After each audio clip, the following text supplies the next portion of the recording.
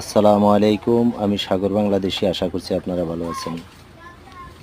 এই যে কুশর ক্ষেত, এই ক্ষেতের একজন কৃষক আমাকে বলল, ভাই এগুলোর পিছনে যে পরিশ্রম করি এই পরিশ্রমের পয়সাটাও আমরা পাই না। তো দেখেন এই কুশরগুলা এত বড় করতে কতগুলো টাকা খরচ হয়েছে,